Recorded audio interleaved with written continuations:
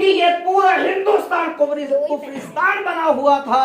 یہاں پہ اکتے دکتے جو ہے مسلمان موجود تھے ہندوستان میں. اس طریقے سے اسلام کا جیسے آج غلبہ ہے مسلمانوں کا, جتنے مسلمان آج نظر آ رہے ہیں جگہ جگہ چپے چپے گوشے گوشے میں جو مسلمان نظر آ رہے ہیں, ایسے مسلمان اس دور میں نہ تھے.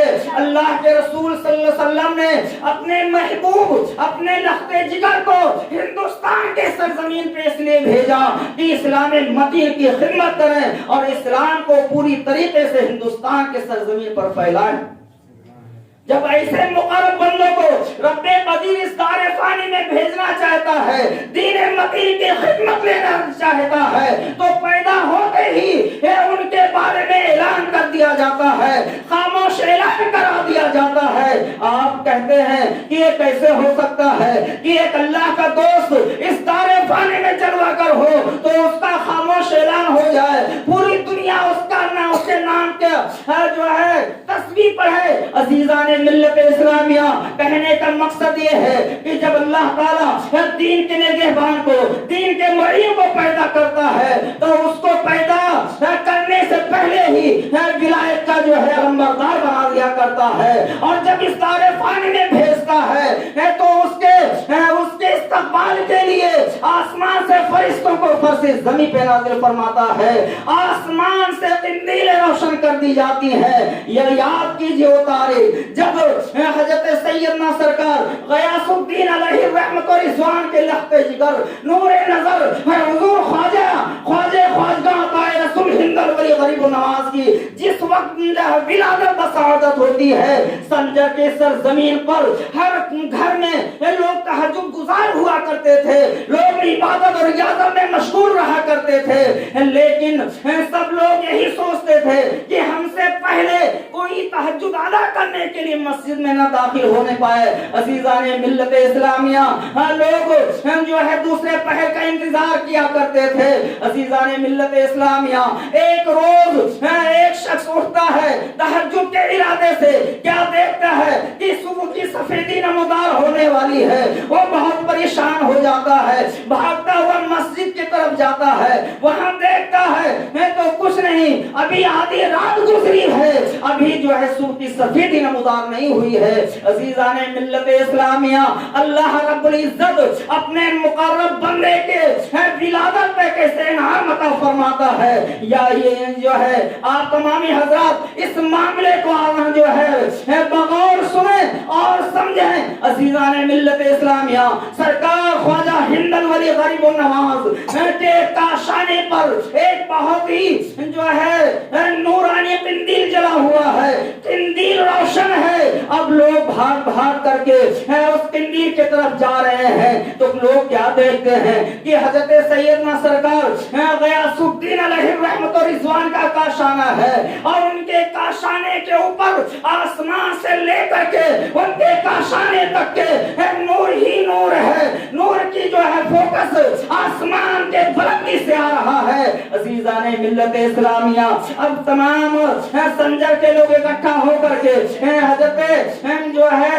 حضرت سیدنا سرکار غیاث الدین علیہ رحمت و رضوان کے بارگاہ میں پہنچتے ہیں اور کہتے ہیں حضور کچھ معاملہ سمجھ میں نہیں آ رہا ہے کہ آسمان سے لے کر کے فرش زمین تک کے نور ہی نور ہے, معاملہ کیا ہے؟ کہا کہ مبارک ہو آپ کو اور ہمیں مبارک ہو, اللہ رب العزت نے اپنے محبوب کو میرے کاشانے پہ جو ہے بھیجا ہے, آج میرے گھر میں میرے بچے کی ولادت ہوئی ہے.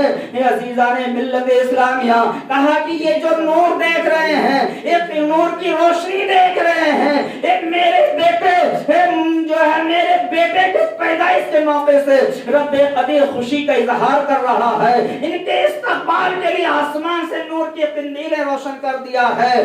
دنیاوی نور کی ضرورت نہیں ہے, آج میرے گھر کے اندر آسمانی نور سے جو ہے گھر میرا روشن ہے. عزیزان ملت اسلامیہ, سرکار خواجہ غریب النواز کی جس وقت ولادت ہوتی ہے, رب قدیر آسمان سے ملائکہ کو نازل فرماتا ہے, آسمان سے نور کی قندیلیں دل کو روشن کرتا ہے، آپ کے پورے گھر کو روشن کر دیا کرتا ہے۔ اب جب بات آگے بڑھتی ہے، آپ کی زوجہ محترمہ نے حضرت سیدنا سرکار غیاث الدین علیہ رحمت و رضوان کی جو ہے شریک حیات نے کہا کہ بچے کا نام رکھ دیا جائے، تو کہا کہ نام کون سا رکھا جائے؟ تو عزیزان ملت اسلامیہ آپ ارشاد فرماتی ہیں کہ جب میرا یہ لخت جگر نور نظر میرے شکم میں تھا تو اس وقت ہاتھ پہ غیبی سے ایک آواز آتی تھی کہ تیرے شکم میں جو بچہ پل رہا ہے وہ کوئی عام بچہ نہیں ہے بلکہ ہندوستان کا بادشاہ معین الدین ہے، اس کے ولادت پر اس کا نام حسن رکھنا۔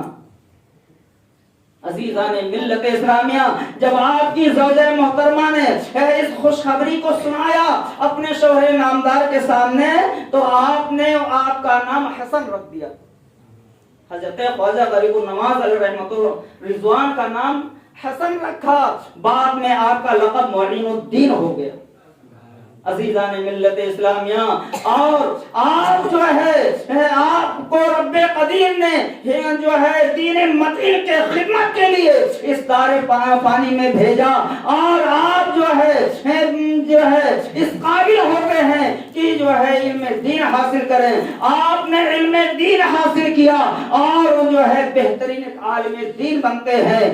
آپ کے والد محترم کا بچپن میں انتقال ہو جایا کرتا ہے، آپ کی عمر شریف ابھی 14 برس ہوئی ہے کہ آپ کے والد صاحب کا انتقال ہو جاتا ہے۔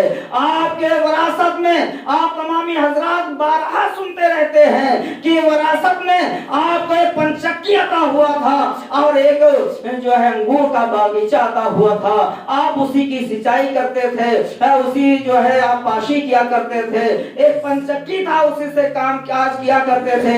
عزیزان ملت اسلامیہ، المختصر آپ اس جو ہے باغ میں موجود ہیں اور وہاں پہ ابراہیم قندوزی تشریف لاتے ہیں۔ آپ جب وہاں تشریف لاتے ہیں تو سرکار خواجہ غریب النواز سے کہتے ہیں کہ بیٹا کھانے کے لیے کوئی چیز آپ کے باغ میں موجود ہو تو مجھے عطا کر دیں، مجھے بھوک کی شدت ہو رہی ہے۔ سرکار خواجہ غریب النواز رحیم ابن رحیم ہیں، کریم ابن کریم ہیں، آپ جو ہے غریب النواز کا لقب ملا ہے، آپ بہت ہی جو ہے مہمان نواز تھے۔ آپ جاتے ہیں انگور کے خوشے کو توڑتے ہیں، توڑنے کے بعد دھوتے ہیں اور دھو کے لاتے ہیں اور ایک ایک انگور صاف کرتے جا رہے ہیں، حضرت ابراہیم قندوزی علیہ رحمت و رضوان کو کھلاتے جا رہے ہیں، کھلاتے جا رہے ہیں اور آپ کھاتے جا رہے ہیں۔ حضرت ابراہیم قندوزی علیہ رحمت و رضوان وہ انگور کھاتے ہوئے آپ جو ہے پوچھتے ہیں کہ بیٹا آپ کا نام کیا ہے؟ کہا کہ میرا نام حسن ہے اور جو ہے لوگ مجھے معین الدین بھی کہتے ہیں۔ عزیزان ملت اسلامیہ، آپ نے سوال کیا کہ آپ کے والد گرامی کا کیا نام ہے؟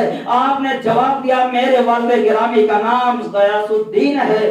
عزیزان ملت اسلامیہ، اتنا سننا تھا کہ ابراہیم قندوزی اچھلنا کودنا شروع کر دیتے ہیں دیوانہ وار، آپ بہت ہی خوش ہوتے ہیں، تبسم سے آپ کے خوشیوں کی انتہا نہیں رہتی ہے۔ کہا حضور والا مجھے یہ تو بتائیں کہ آپ اتنا خوش کیوں ہیں، اتنا جو ہے خوش کیوں نظر آ رہے ہیں، اتنا اچھل کود کیوں مچا رہے ہیں؟ کہا بیٹا مجھے ایک کام سپرد کیا گیا تھا اور اس کام کو آپ جو ہے سپرد کیے آج تقریباً 30 برس کا زمانہ گزر گیا ہے۔ آپ جانتے ہیں کس نے اس کام کو سپرد کیا تھا، ہمارے حوالے کیا تھا؟